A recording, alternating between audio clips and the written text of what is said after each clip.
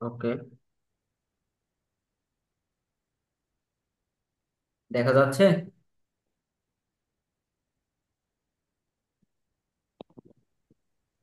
জি sir, দেখা যাচ্ছে।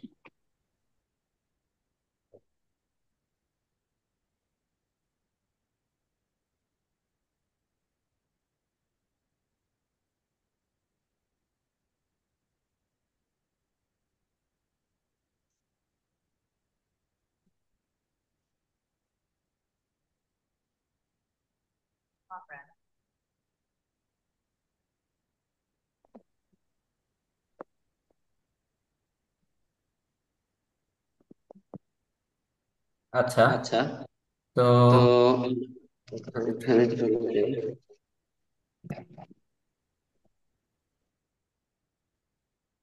শোনা যায়?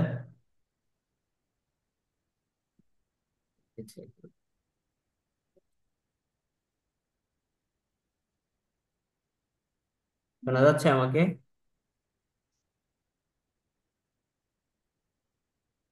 কেউ কথা বলো। জি স্যার, দেখা যাচ্ছে। ওকে, দেখো এখানে ছিল আমাদের আমরা এখানে এখানে ছিলাম।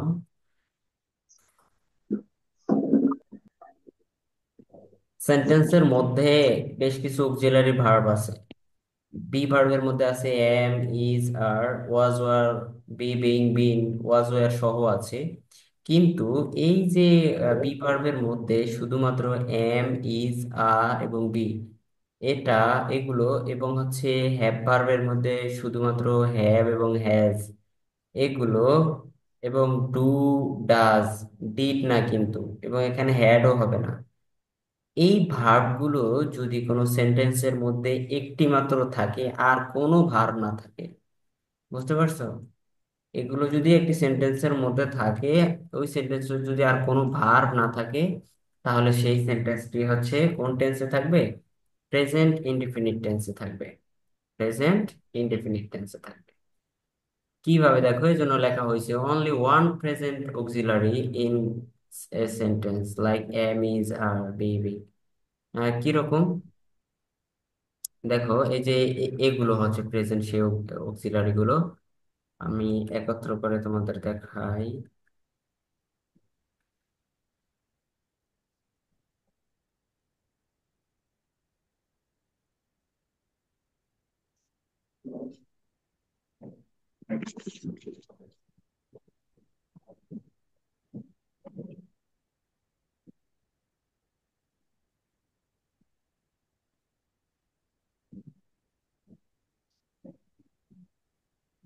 ওকে, এই যে এগুলো দিয়ে কিভাবে হতে পারে প্রেজেন্ট ইনডিফিনিট টেন্স? এই ভার্বগুলো যদি কোনো সেন্টেন্সে থাকে, তো সেই সেন্টেন্সের মধ্যে কোনো কাজ বুঝাবে না, কিন্তু সেন্টেন্স হয়ে যাবে। অর্থাৎ কোনো অ্যাক্টিভিটি বুঝাবে না। আমি শুরুতেই বলেছিলাম যে অ্যাক্টিভিটি থাকতে পারে, নাও থাকতে পারে, কিন্তু সেন্টেন্স হয়ে যাবে যদি ভার্ব থাকে। ঠিক আছে? অর্থাৎ কোনো শক্তি প্রয়োগ বুঝাবে না, তাও হচ্ছে প্রেজেন্ট ইনডিফিনিট টেন্স হয়ে যেতে পারে, অর্থাৎ টেন্স হয়ে যেতে পারে সেন্টেন্স দিয়ে। আমি যদি বলি মাই নেম ইজ সাগর, আমার নাম হচ্ছে সাগর। দেখো এই সেন্টেন্সের মধ্যে এটা কি সেন্টেন্স হয়েছে না বলো? এবং এটা হচ্ছে একটি মাত্র অক্সিলারি ভার্ব আছে, এবং সেটি হচ্ছে ইজ। এটি হচ্ছে প্রেজেন্ট ইনডিফিনিট টেন্স। দেখো এই যে am, is, are, be, have, has, had না কিন্তু, এবং ডু আর ডাজ এগুলো যদি থাকে কোনো সেন্টেন্সের মধ্যে, সেই সেন্টেন্সটার এছাড়া আর যদি কোনো ভার্ব না থাকে, সেটা হচ্ছে প্রেজেন্ট ইনডিফিনিট টেন্স। বুঝতে পারছো? জি। এবং ধরো আরেকটি সেন্টেন্স আছে, যদি বলা হয় থাকে, আচ্ছা এখানে না বলি, সেটা আমরা কন্টিনিউয়াস আলোচনা করব। এরপরে আমি যদি লিখি I am happy, I am happy, এখানে এম দিয়ে হয়েছে একটি মাত্র auxiliary verb present indefinite tense. এরপরে যদি এখানে আমি দুটো সেন্টেন্স লিখি, দে আর প্লেইং,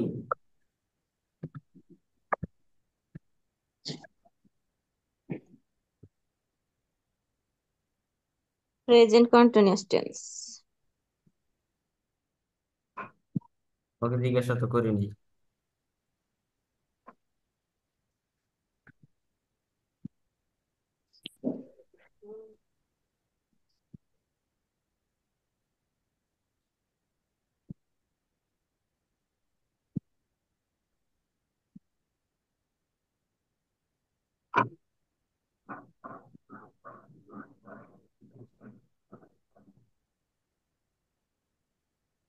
তুমি আগে বলে ফেললে বাকিরা বুঝবে না।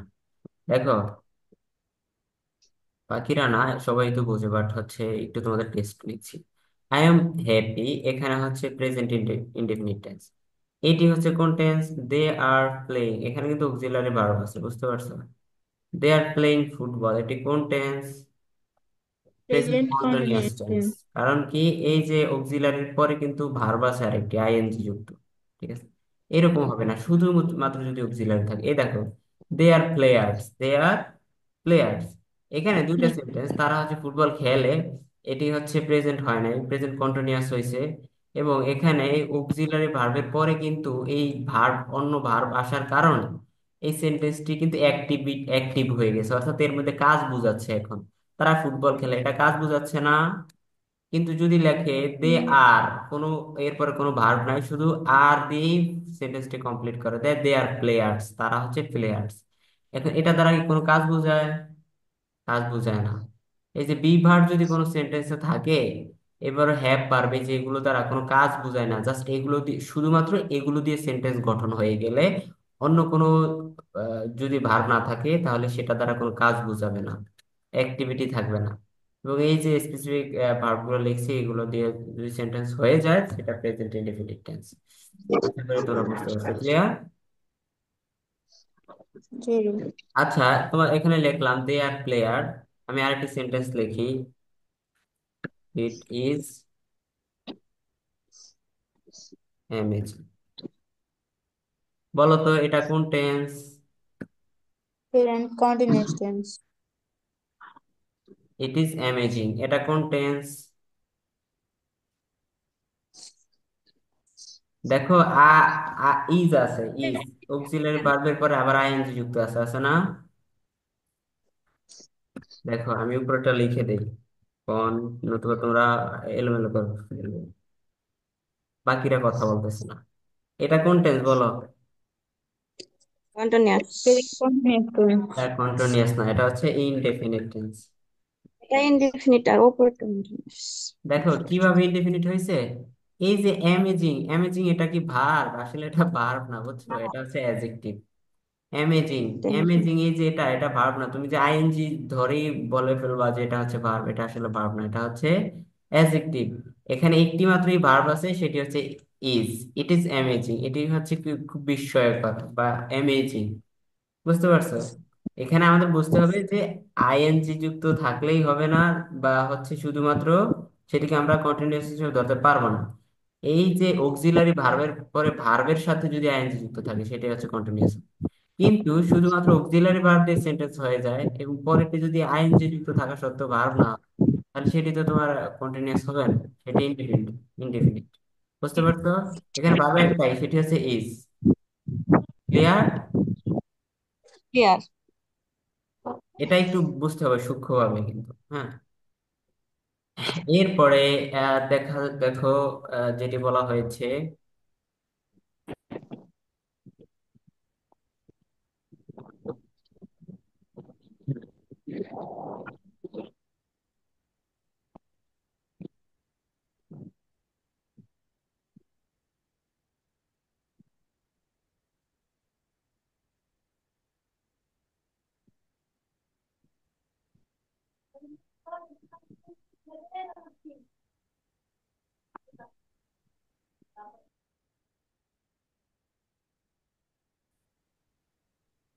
এস এবং ইএস উইথ ভার্ব, ভার্বের সাথে যদি এস অথবা ইএস থাকে, ভার্বের সাথে যদি কি থাকে, এস বা স্পেস। ইএস থাকে, ঠিক আছে? যেমন রেহানা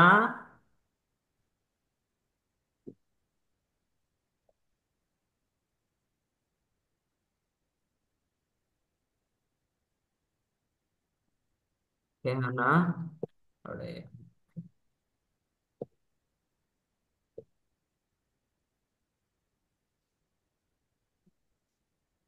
গোজ টু স্কুল। দেখো এই যে এখানে সেন্টেন্সের ভার্ব কোথায়, গোজ, ঠিক না? এটার মেইন ভার্ব ছিল কি, গো। এই গোটা ইএস যুক্ত Go. হয়েছে। কোন সেন্টেন্সে যদি ভার্বের সাথে এস অথবা ইএস থাকে, আমরা চোখ বুজে সেটাকে ধরে নেব প্রেজেন্ট ইনডেফিনিট টেন্স। ওকে, ভার্বের সাথে Mm. এস বা ইএস থাকলে সেটা Yes. Yes. Present indefinite tense. ভার্বের সাথে এস বা ইএস থাকলে সেটা প্রেজেন্ট ইনডেফিনিট টেন্স। যেমন আমি যদি বলি হি রিডস, Book. তাহলে এটি কোন টেন্স? Present indefinite. Present. ভার্বের সাথে Present এস আছে, indefinite. ভার্বের সাথে এস বা ইএস থাকলে সেটা প্রেজেন্ট ইনডেফিনিট। আমরা জানি সাবজেক্টটা যদি থার্ড পারসন সিঙ্গুলার হয় তাহলে ভার্বের সাথে এস বা ইএস যোগ হয়। কিন্তু কোন টেন্সে? প্রেজেন্ট ইনডেফিনিট টেন্সে। প্রেজেন্ট ইনডেফিনিট ছাড়া অন্য কোন টেন্সে ভার্বের সাথে এস অথবা ইএস যুক্ত হবে As by yes. না। বসবে না। বুঝতে পারছো? আশা করি বুঝতে পারছো, জি। আশা করি হচ্ছে ক্লিয়ার। একটা জিনিস আমাদেরকে বুঝতে হবে, কি বুঝতে হবে দেখো, সেটা হচ্ছে তোমাদেরকে এখানে লিখে দেই, নোট। নোটটা লিখে দেই কি কি নোট? ভার্বের সাথে যদি এস বা ইয়েস হয়, এই যে সেন্টেন্সে ভার্বটা হচ্ছে বলো তো সিঙ্গুলার ভার্ব নাকি প্লুরাল ভার্ব?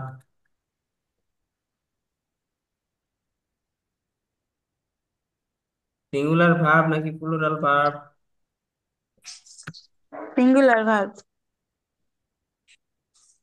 ভার্বটা সিঙ্গুলার ভার্ব, কারণ কি subject singular, subject third person singular. এই দেখো রেহানা, রেহানা কি সিঙ্গুলার না? অর্থাৎ একজন বুঝাইছে না? একজন বুঝাইছে। হি দ্বারা কয়জন বুঝাইছে? একজন বুঝাইছে। তো একজন যদি বুঝায় সেটি হচ্ছে সিঙ্গুলার। তো এই সিঙ্গুলার ভার্বের সাথে সাবজেক্টটা তো সিঙ্গুলার, তো এই সাবজেক্ট সিঙ্গুলার হলে ভার্বটাও কি হয়?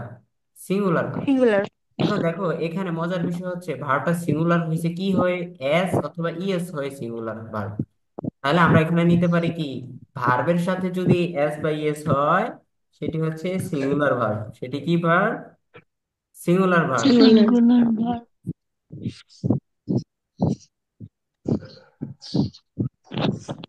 দেখো ভার্বের সাথে এস অথবা ইএস হলে সেটি সিঙ্গুলার ভার্ব, কিন্তু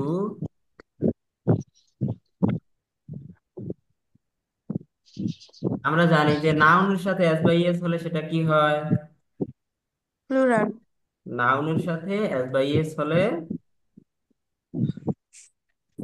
সেটা ধরো প্লুরাল, পুরা। তাই না?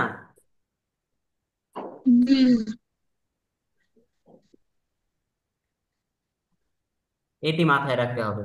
সো ভার্বের সাথে এস বা ইএস থাকলে সেটা সিঙ্গুলার এবং এটা প্রেজেন্ট ইনডেফিনিট টেন্সেই হয়। ভার্বের সাথে এস বা ইএস থাকলে আমরা বুঝবো প্রেজেন্ট ইনডেফিনিট টেন্স। এবং কিন্তু এই যে নাউনের সাথে যদি এস বা ইএস হয় তাহলে সেই নাউনটা হচ্ছে প্লুরাল নাউন। এটা মাথায় ভাইয়া রেখো। এটার হ্যাঁ বলো। একটা, হ্যাঁ, ওই যে নামের সাথে এস বা এস যুক্ত হলে এটার উদাহরণ দেন একটা। নাউনের সাথে এস বা ইএস যুক্ত হলে নাউনটা প্লুরাল হবে। প্লুরাল। কি প্লুরাল হবে? নাউনটা প্লুরাল হবে। বুঝো নাই? এটা উদাহরণ দেবো। জি বুঝ। হ্যাঁ।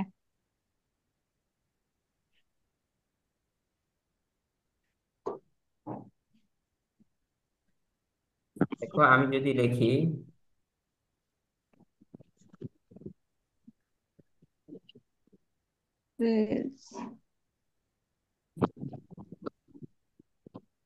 Trees are the best,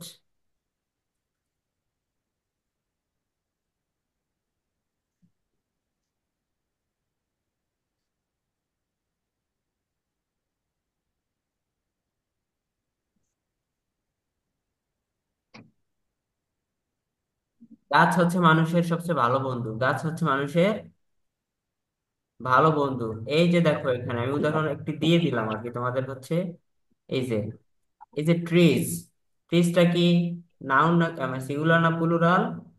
plural. Plural. এই প্লুরাল হওয়ার কারণে এই সাবজেক্ট এখানে সাবজেক্ট হিসেবে বসছে। দেখো এটার ভাবটাও কিন্তু প্লুরাল হয়েছে। বুঝতে পারছো? আবার যদি জি। এইরকম যদি সিঙ্গুলার হইতো সাবজেক্টটা, এই সিঙ্গুলার হইলে এটার সাবজেক্ট ভার্বটাও সিঙ্গুলার, তাহলে আমরা এটা ভার্বটা যে সিঙ্গুলার কিভাবে বুঝলাম? এই যে ভার্বের সাথে এস বাই এস, তাহলে এটাই সাবজেক্ট। তো সিঙ্গুলার। আবার যদি সাবজেক্টটা যদি প্লুরাল হয়, ভার্বটাও তো প্লুরাল হয়। সাবজেক্ট প্লুরাল কিভাবে বুঝলাম? এই যে সাবজেক্টের সাথে, অর্থাৎ নাউনের সাথে এস বাই এস। ঠিক আছে, জি। এটা হচ্ছে ইম্পর্টেন্ট, তোমরা বুঝে নিও। ওকে, এরপরে আমরা আরেকটা হচ্ছে কিভাবে বুঝবো যে মানে indefinite tense, all imperative sentence starting with verb. আমরা জানি ইম্পারেটিভ সেন্টেন্স কিভাবে শুরু হয়, ভার্ব দ্বারা শুরু হয়। ভার্ব। কিভাবে শুরু হয়? ভার্ব দ্বারা শুরু হয়। ভার্ব দ্বারা। যত ধরনের ইনডেফিনিট মানে ইম্পারেটিভ সেন্টেন্স আছে, সবগুলো ইম্পারেটিভ সেন্টেন্সই হচ্ছে প্রেজেন্ট ইনডেফিনিট টেন্স। বুঝতে পারছো? জি। যত ইম্পারেটিভ সেন্টেন্স আছে, এখন কিভাবে বুঝবো? ওই যে আমি লিখে দিচ্ছি, স্টার্টিং উইথ ভার্ব, ভার্ব দ্বারা শুরু হয়। কিভাবে? ডু দা ওয়ার্ক, কাজটি করো। ঠিক আছে, speak in English, English because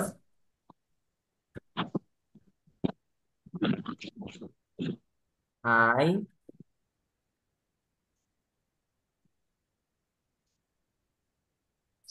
can not understand your.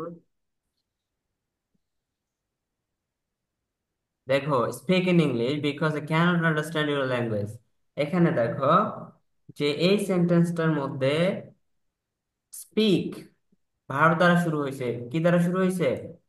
Verb দ্বারা শুরু হয়েছে, তাই না? এখানে দেখো ডু ভার্ব দ্বারা শুরু হয়েছে। আমরা জানি ভার্ব দ্বারা শুরু হলে সেটা কোন সেন্টেন্স? Imperative sentence.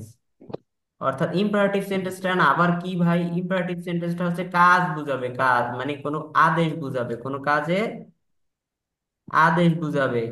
আচ্ছা, আমি এখানে আরেকটু লিখে দেই, স্টার্টিং ভার্ব। ইম্পারেটিভ সেন্টেন্সটা স্টার্টিং ভার্ব, অর্থাৎ ভার্ব দ্বারা শুরু হয়। আরো বুঝাতে পারি কিভাবে চিনি, আমরা কোনো কাজের অর্ডার বুঝাই, অর্ডার। কাজের জন্য যদি কোনো আদেশ করা বুঝায়। ঠিক আছে, অ্যাডভাইস, অ্যাডভাইস কোনো কাজের উপদেশ বুঝাইলে সেটা তো ইম্পারেটিভ সেন্টেন্স হয়। ঠিক আছে, অ্যাডভাইস বুঝাইলে। এরপরে হচ্ছে নিষেধ বুঝাইলে, কি বুঝায়? যদি নিষেধ বুঝায়, আমরা জানি সেগুলো ইম্পারেটিভ সেন্টেন্স। তোমরা সেন্টেন্স পড়েছো না? তো জি। এই ধরনের ইম্পারেটিভ জি সেন্টেন্স। স্যার। হ্যাঁ, কি জি না বলছো না জি বলছো? জি বলেছি। জি বলছি। ওকে, এই দেখো, এ, যদি এই ধরনের হয় ইম্পারেটিভ সেন্টেন্স কি হতে পারে? ভার্ব দ্বারা মানে শুরু হতে পারে। সেটা হতে পারে এক অর্থ দ্বারা অর্ডার বোঝায়, কোনো কাজের আদেশ বুঝাবে, অ্যাডভাইস বুঝাবে, উপদেশ বুঝাবে। উপদেশ দিয়ে যদি আমি লিখি,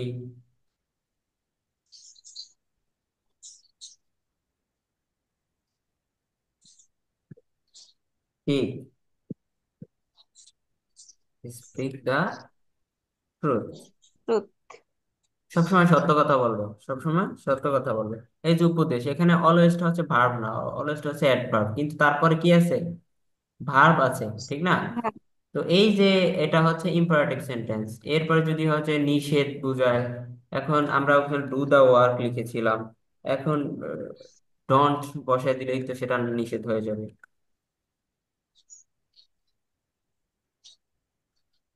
don't, do not, do the work, আর ডোন্ট ডু দা ওয়ার্ক, কাজটি করো না, কাজটি।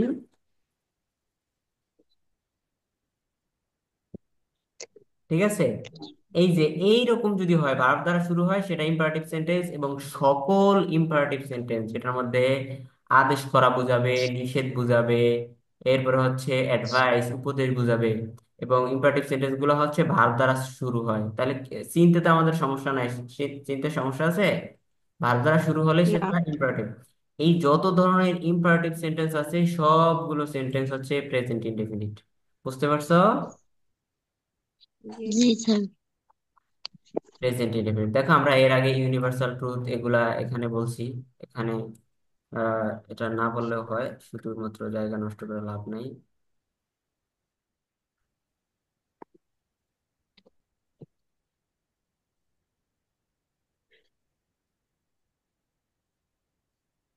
হ্যাঁ,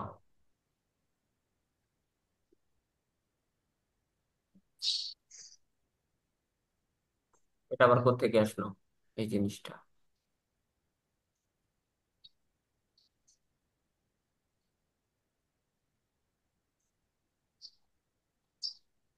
মাঝে মাঝে হয় এরকম।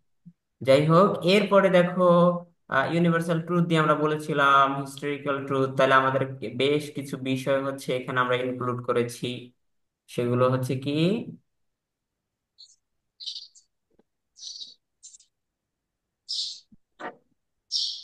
এই যে এটা মার্ক করে দিলাম, আমি নীল করে মার্ক করে দিচ্ছি তোমাকে। এটা হচ্ছে একটা থিম। এরপরে এই যে এটা,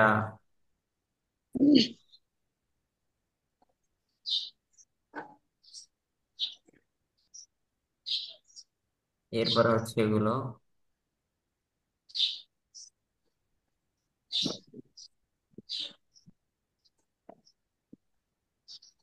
এই যে কি কি ভাবে বুঝবো আমরা প্রেজেন্ট ইনডিফিনিট টেন্স।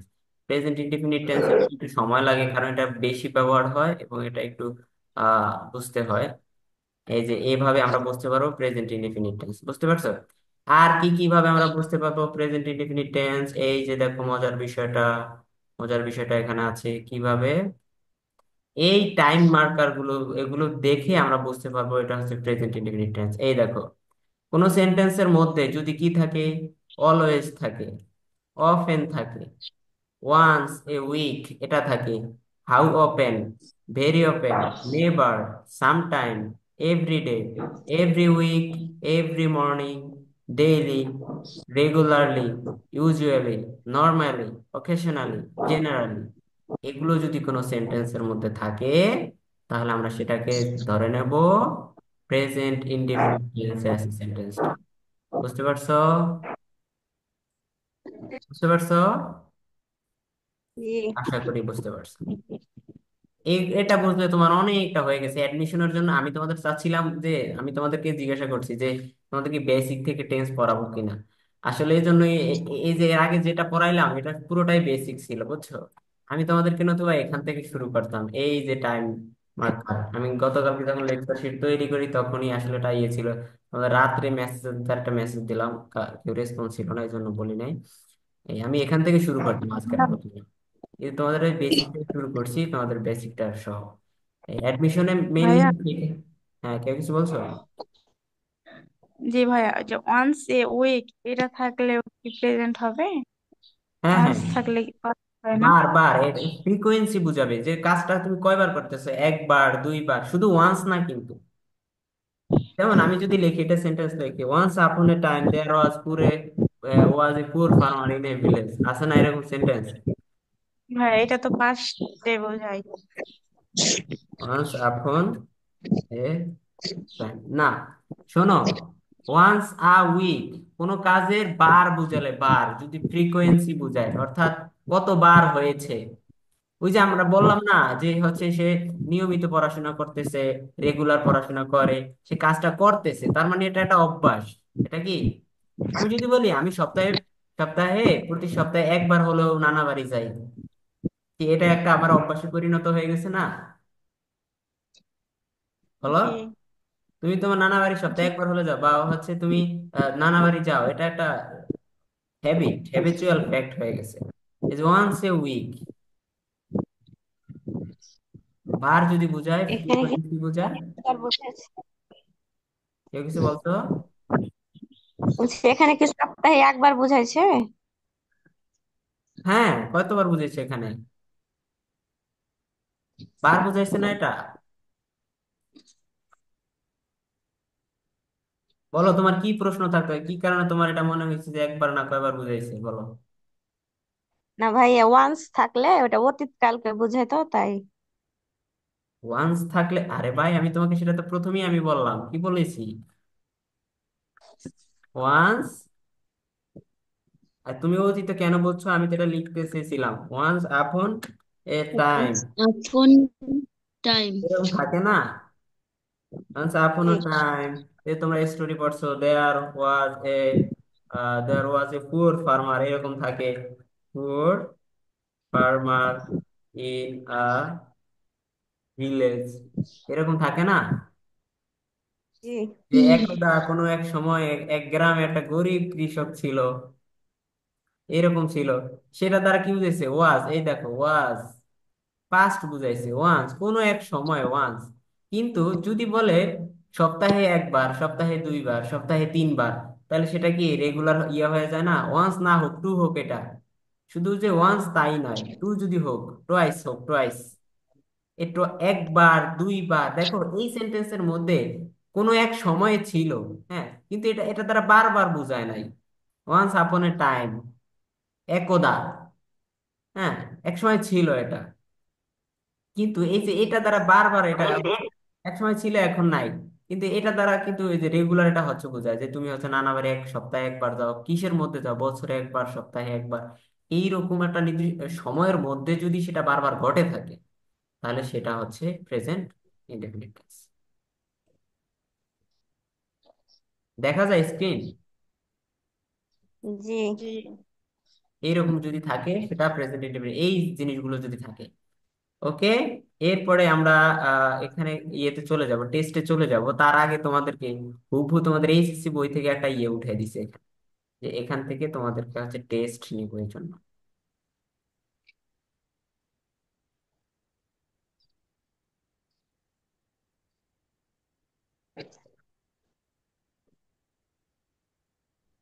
দেখো এখানে আমরা কি লিখেছি। Now read the four lines from Samuel Taylor, read the Samuel Taylor Coleridge's poem, The Rime of Ancient Mariner, and identify the present indefinite or simple present tense. যে এটা পড়ো, এটার মধ্যে থেকে সিম্পল প্রেজেন্ট টেন্স বের কর। দেখো, water, water everywhere and all the bird did shrink, যে সবখানে পানি। ঠিক আছে? এই সেন্টেন্সের মধ্যে ভার্ব আছে কোথাও? দেখো তো ভার্ব আছে কিনা, ভার্ব থাকলে তো তুমি সেন্টেন্স টেন্স নির্ণয় করবা, নাই। ভার্ব না থাকলে কোত্থেকে করবা? আছে? হ্যাঁ। না। দেখো এখানে একটা ভার্ব আছে লুকায়িত, ওয়াটার, ওয়াটার ইজ এভরিওয়্যার, সবখানে পানি, সবখানে পানি। ঠিক আছে? যে এখানে একটা ইজ আছে, ইজ লুকায়িত আছে, এটা প্রেজেন্ট ইনডেফিনিট টেন্স। এরপরে দেখো, all the boards did shrink, সব বোর্ড গুলা হচ্ছে কি হয়ে গেছে? পানির নিচে, ডুবে তলায়। গেছে। মানে কি কি বলা হয় এটাকে? পানির নিচে। বোর্ড মানে হচ্ছে পাটাতন, নৌকার। দেখো পাস্ট টেন্স এ ডিড আছে, দেখো এভরিওয়্যার, এটা তো বললাম। নর এনি ডিরেক্টর। এইবার এখানে দেখো আমরা মেইন ইয়াতে যাই। Coleridge poem a blood narrates the harrowing sea voice of an ancient mariner. এখানে হু দ্বারা ক্লুজ মার্কার, পরের একটা ক্লুজ শুরু হয়েছে, আমরা আগের অংশটুকু দেখি। এই যে কলেরিজ থেকে মেরিনার পর্যন্ত, বলো তো এটা কোন টেন্স? ফার্স্ট। কিভাবে পাস? তুমি এই ওই যে হ্যাঁ। সেন্টেন্স দেখে, এই পড়াটা দেখে বুঝতে হবে এটা হচ্ছে কোন টেন্স। মানে এখানে বর্ণনা করা বুঝাইছে, বর্তমানে বর্ণনা করতেছে, বাট এটা কিন্তু তোমার আগে কি ঘটছে সেই বিষয়ে তুমি দিলে হবে না, সেন্টেন্সের স্ট্রাকচার দেখে তুমি বুঝতে হবে। পাস্ট কিভাবে হচ্ছে? ওই যে ভাই বেল্ট আছে। হ্যাঁ, বলো, কথা বলে। ভাইয়া ভ্যালেট আছে না ওখানে? বেলার, এই যে এটাতে গীতি, গীতি কবিতা, গীতি কাব্য বোঝায় এটা। ও।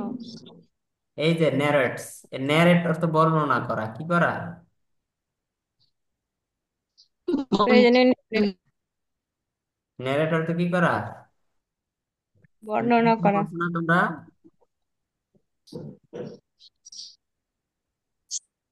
ন্যারেট, এই যে ন্যারেট থেকে আসছে, ন্যারেটস বর্ণনা করে। ওই যে এস বা ইয়েস থাকলে বলছি কি? Present indefinite. Present indefinite. A blood, a blood কোনো যদি বিষয় থাকে, বিষয় যদি সাবজেক্ট হিসেবে ব্যবহৃত হয় বিষয়টা, হ্যাঁ সেটা ইয়ে হয় তোমার সিঙ্গুলার সেন্টেন্সের সাবজেক্ট হয়, সিঙ্গুলার সাবজেক্ট হয়, এই জন্য ভার্বটা হচ্ছে singular narrates, s by is থাকলে প্রেজেন্ট ইনডিফিনিট।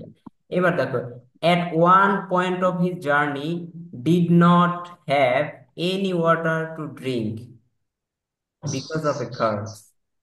যে আহ, তার জার্নির একটা পর্যায়ে হচ্ছে সে কোনো পানি পান করতে পারে নাই অভিশাপের কারণে। এবার এবার দেখো এটা কোন টেন্স, এই যে ডিড নট, এটা পাস্ট টেন্স। ঠিক আছে, did not past. Not only the cursed mariner who to know how important drink is a, we to know is a, we to know how important drinking water is in our life. এবার দেখো এটা কোন tense, present indefinite tense, এটা present indefinite tense. এই দেখো how important water is, এই যে is আছে দেখছো, জি। জি। তো এটা হচ্ছে we to know how important drinking water in our life, যে আমরা জানি যে আমাদের জীবনে, আমরা এটাও জানি যে আমরা খুব ভালোভাবে উপলব্ধি করি যে আমাদের জীবনে পানি কতটা গুরুত্বপূর্ণ। বলো এটা কি সত্য না মিথ্যা, এটা চিরন্তন সত্য না ইউনিভার্সাল ট্রুথ না? জি। জি sir. We know we cannot survive without it. এবার দেখো এটাও আমরা জানি, এটাও আমরা প্রেজেন্ট। এই যে এটা ছাড়া আমরা কি করতে পারি না, বেঁচে থাকতে পারি না, উই ক্যান নট সার্ভাইভ, ঠিক আছে। জি। In fact, 2/3 of our body is made up of water. দেখো এখানে ইজ মেড, এটা হচ্ছে কি কোন tense, present tense. Present present indefinite. Indefinite tense, is made. এখন তোমার কথা, তোমার মেড আছে বাই ভার্ব, এটা হচ্ছে প্যাসিভ হুম, হয়েছে, কি হয়েছে, আছে। তোমরা প্যাসিভ সেন্টেন্স, আচ্ছা। প্যাসিভ হয়েছে, জি। প্যাসিভ হওয়ার কারণে হচ্ছে ইজ মেড হয়েছে, বাট এটা মেইনলি তো প্রেজেন্ট ইনডিফিনিট টেন্স ছিল। যে আমাদের শরীরে 3 ভাগের হচ্ছে 2 ভাগ পানি, তো এটা তো পানিটা আমরা এটা নিজেরা নিজেরা তৈরি করি না, এটা আল্লাহ তৈরি করে দিছে, so passive. Not for nothing it is said that, এই যে it is said that, it is, এটা হচ্ছে ইট ইজ সেড, এই যে অক্সিলারির পরে যদি আমরা জানি ভার্বের বি থ্রি হয় সেটা হচ্ছে কি প্যাসিভ সেন্টেন্স হয়ে থাকে। The other name of water is life, দেখছো, এই যে other, other name of water is life, দেখো এই সেন্টেন্সের মধ্যে ভার্ব কয়টা, এই দা থেকে এটা কয়টা, হুম, কোথায় পেলে তুমি দুইটা? একটা। স্যার একটা না। ওই দা থেকে একটা। এটা হচ্ছে তুমি ক্লোজ মার্কার হিসেবে নাও, এই যে it is said, it is said, হ্যাঁ এরপরে এটা হচ্ছে একটা অংশ ক্লোজ মার্কার, মানে একটা ক্লোজ, এবং the other name of water is life এটা হচ্ছে আরেকটা ক্লোজ। দেখো এই ক্লোজ এর মধ্যে ভার্ব কয়টা আছে, একটা আছে, কয়টা আছে, ইজ। একটা। একটা। একটি ইজ। মাত্র ভার্ব যদি থাকে সেটা যদি কি থাকে বললাম, উই যে এম ইজ আর যদি থাকে, এরপর কোনো ভার্ব না থাকে সেটা। Present. Is there a crisis in, এরপরে দেখো ইজ দেয়ার, আমি also is there a crisis in our time with regard to access to learn to clean drinking water. এবার দেখো ইজ দ্বারা শুরু হয়েছে, ড্রিঙ্ক। হ্যাঁ, হ্যাঁ, নো, ই, এই যে ইজ দ্বারা শুরু যদি হয়ে থাকে, ওই যে বললাম কি অক্সিলারি ভার্ব গুলো যেগুলো বলা হয়েছিল স্পেসিফিক, সেগুলো দ্বারা যদি শুরুও হয়ে থাকে, যদি ওয়াজ হইতো তাহলে পাস্ট হইতো, কিন্তু শুরু হয়ে গেছে তাহলে এটিও। Present present indefinite. Indefinite. The United Nations, in a meeting on the eve of the new millennium, identified এটা হচ্ছে past, ঠিক আছে, the drinking water problem as one of the challenges for the next future, এটা present indefinite না, but do we past need indefinite. to worry about the problem as our is a land of river and we have a plenty of rain? এবার দেখো do we, এটা কি present, present but we present indefinite. Indefinite. need to worry, ঠিক আছে, এটা present indefinite. এরপরে দেখো beside we have a sea in our backyard, এই যে আমি বলছি কি হ্যাভ, বলছিলাম না ওই যে ওখানে হ্যাভ ভার্বের জায়গায় হ্যাভ থাকলে এরপর যদি কোনো ভার্ব না থাকে বুঝতে হবে কিন্তু। এখন দেখো এখানে আছে এরপরে কোনো ভার্ব নাই, কিন্তু আমরা যদি এইভাবে লিখি, we have seen a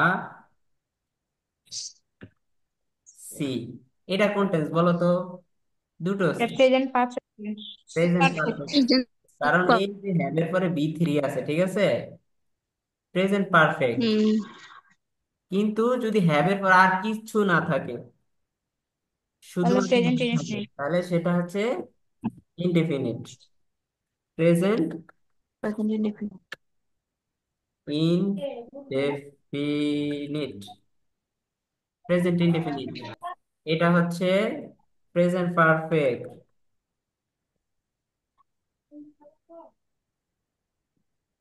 present perfect. এইভাবে ধরো আমি যদি আরেকটি সেন্টেন্স লিখে দিই তোমাদেরকে, কি, আই হ্যাভ এ পেন,